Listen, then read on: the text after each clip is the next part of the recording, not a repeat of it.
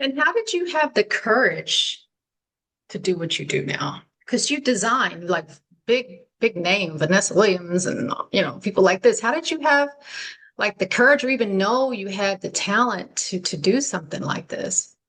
I've always been an artist and I've always liked to draw, but I'm not like a conventional artist. I'm like more of an abstract artist. And so I already knew that I wanted to do something with art. I didn't know if it was going to happen because of being a runaway. And, for a time I was, I went through depression and I had my son at a very young age, right after my brother was murdered. So I didn't know whether any of that stuff was going to happen. But I had a friend who was like, you should go to fashion school. I think I was like 23. I just had my son. You should go to fashion school.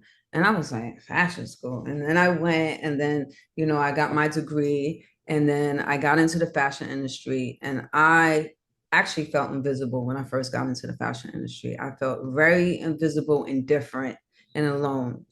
Um, I felt like I was in the fashion industry with professionals and a lot of white people. That's how I felt. And I felt like a minority.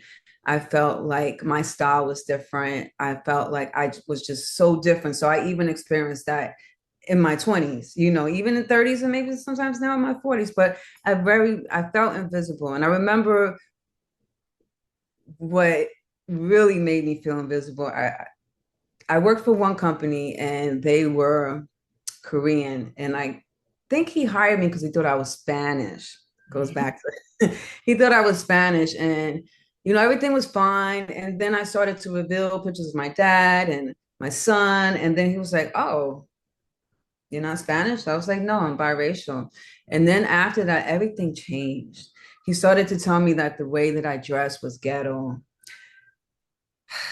Everything I did was wrong. Even though I'm designing and everything's great with my work, everything about me personally was wrong once he found that out. And then like went wrong in the office. I couldn't use the printer and I had to get ready for a meeting. He was like, everything's always wrong with you, Christene. Everything's always wrong.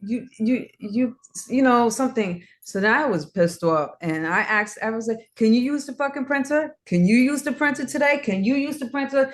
Everyone said, I said, so no one can use the fucking printer, right? And then I just walked into the bathroom. And then when I came out, the secretary was like, oh, he wants to speak to you. I said, yeah, I figured that. I figured that. So I knew I was going to be fired and I really didn't give a fuck. I didn't care care because there was the last time that someone's going to make me feel invisible or not worthy because of